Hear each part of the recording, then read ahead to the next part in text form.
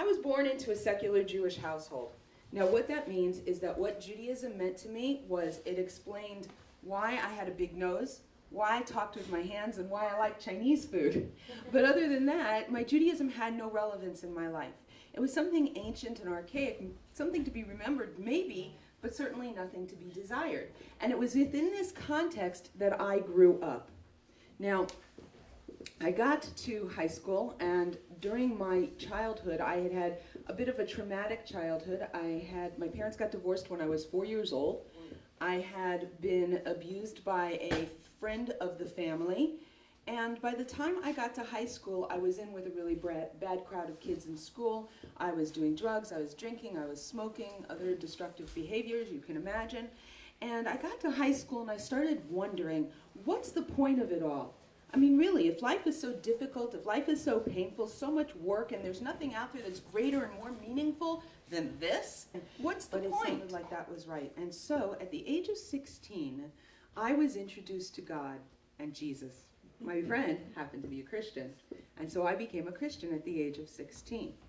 Now, what happened was my newfound faith gave me the strength to be able to stop doing all those destructive behaviors that I had been doing. I stopped drinking, I stopped smoking, I changed my crowd of friends at school. My life completely changed, and my mother, who had been watching me slowly slip away, saw these changes happen. When we started the congregation, I thought to myself, you know, if we're going to do something we're calling Jewish, because it's Messianic Judaism, right? If we're going to do something we're calling Jewish, maybe we ought to know a little something about Judaism, don't you think? And I thought as I'm reading this, wow, I like the sound of that, Torah observant. Maybe that's what we need to be. We need to be Torah observant Messianic Jews. We began to incorporate this into our lives, even though we were Christians. I was covering my head. I began to dress modestly. We were keeping kosher. We kept Shabbat within the house almost, you know, the way, well, from whatever you could, the best you could from learning from a book.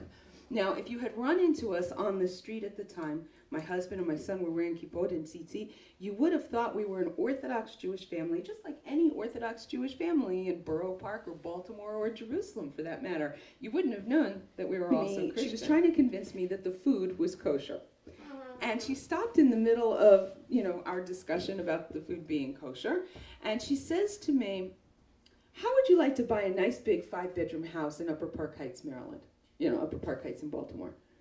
And I looked at her and I was like, what? And she says, no, I'm trying to sell my house. I really need to sell it. And I believe that God wants me to sell it to you. Well, my husband and I did what any good Messianic Jewish couple would do in our situation. We went back to our congregation and we asked them to pray concerning God's will as to whether or not we should buy this house. Now, wouldn't you know it?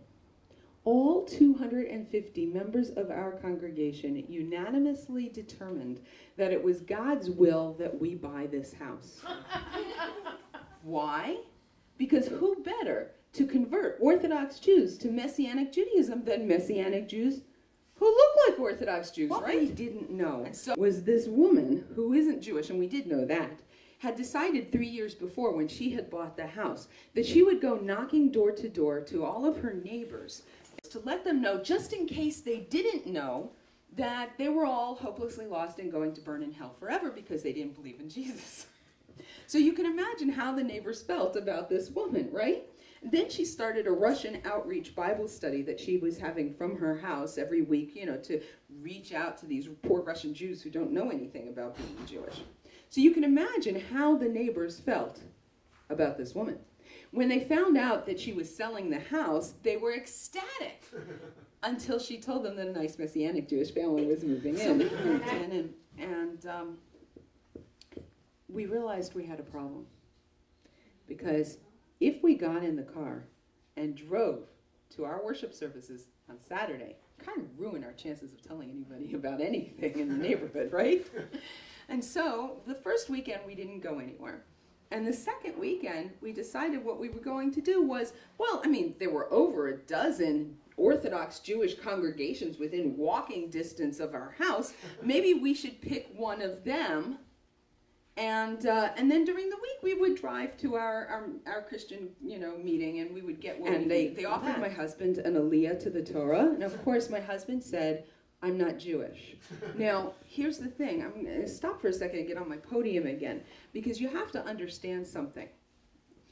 In congregations all over, Messianic congregations all over the United States, and actually all over the world, including in Israel, there are tens of thousands of non-Jews who are not only being taught how to look like Jews, how to dress like them, words to use, etc., but they're being taught not only how to make the brachas when they're given an aliyah to the Torah, but how to learn from the Torah. They're being taught to be Jews, even though they're not. And many of them even take on fake Hebrew names, so that if they're given an aliyah when they visit a real congregation, or they go to the kotel and they're counted in minions. Think about this. These are non-Jews who are coming and posing as Jews, who are being counted in minions, and they're committing a crime against the Jewish people. A lot of people think that's a harsh statement. So, well, at the very least, they're being deceptive, and it's not right. So anyway, but my husband is not like that.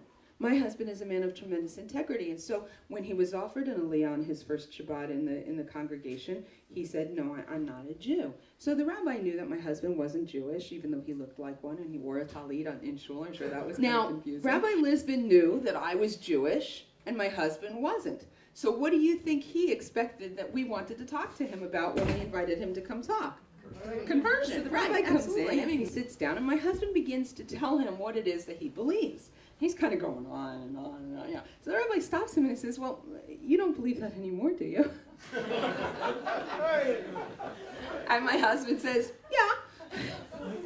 Well, in the moment of absolute shock registering on the rabbi's face, I began to see my woman. And he said to me the most important words that anyone has said to me anywhere along my journey. He said to me, "You are a Jew no matter what you believe, even though what you believe is not Judaism." Well, let me be clear on that. He said, "This is not Jewish, this is not Judaism, and it's not okay, but you are a Jewish woman, and you are responsible before God to fulfill the mitzvot that God has given the Jewish people. Therefore, I'm going to allow you and the children to continue coming to the congregation." So eventually, I finally gave in, and I called this guy from Jews for Judaism. Now, the guy who was in charge of Jews for Judaism at the time, his name was Mark Powers. He was the director of Jews for Judaism at that time. And he came over to our house, and as he walks in, he looks at me and my husband, and he says, "Now, let's talk about why you think Jesus is the Jewish Messiah." And I thought, wow, do you start every conversation this way? Like, okay, fine. So he came in and he sat down, and my husband was perfectly happy to give him a reason why he thought he was the Messiah, and so he blurted out a verse, and the man said, "Okay, well, let's." So in order for this to be a proof that he is the Messiah, it had to be taken out of context and mistranslated. Now, the guy only stayed a little bit longer. We talked about one corollary issue, and then he left. Maybe he was there for an hour maximum. But he left me with an awful lot to chew on. Because if this one verse that I believe, this one core belief that I've held for 17 years is based on a lie, what else do I believe is based on a lie? One by one, the bricks of the foundation of my faith were being pulled out. Eventually, there was nothing left to support it, and my entire faith came back to Judaism. Now, I'm married to a non-Jew. He's a Christian. I had 4 children at the time. They were aged 6, 8, 10, and 12 years old, my boy. And, excuse me, my oldest boy. And my parents are also Christians, all right? So what am I going to do? 2 years after I had come back to Judaism, one day my husband and I are having our typical arguments, and I put my hand on my hips as I typically do, and I yell at him, "Yeah, you just say that because you're a Christian." So he says to me, "Well, actually, no, I'm not." I was like, "What?" He said, "No, over the course of the past 2 years, you have shown me that there are enough problems with the New Testament that I can no longer believe in Jesus." He said, "But I'm not ready to convert to Judaism because I'm not convinced that Judaism is the truth with a capital T." He said, I don't want to exchange one flawed religion for another." But he was then at that point what we would call a ben Noach, or a Noachite. He was a non-Jewish person who believed in God. So after 4.5 years after I came back to Judaism, my husband converted to Judaism. We were married under the chuppah at the Etz Chaim Center. Rabbi Lisbon read the ketubah under our chuppah. And, excuse me, and so then we were a complete Jewish family. Because I want to devote the rest of my life to making sure that Jewish young people, and not so young people, don't get drawn away from Judaism. And I want to help those who want to come back to do so. And I want to help Jewish people to be inspired, to have a meaningful and relevant relationship with God within the context of Judaism. Because that, of course, is the way that we will prevent the next generation from leaving Judaism. If our Judaism is meaningful and has a lot of joy and relevance. And that's where my second challenge to you tonight is going to be. Is it took me 33 years to realize that I had been given a tremendous gift in being born a Jew. And we fail to recognize that within each one of them is this precious treasure and opportunity to connect with God and to have an intimate relationship with God. And so if your Judaism is for you more like the clay ball than the precious gem, I would challenge you to find somebody.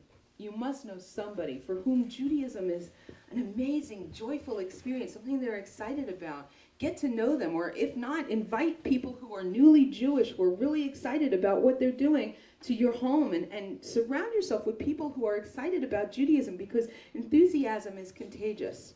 And get excited about what you've been given, this beautiful, precious gift as a Jewish person.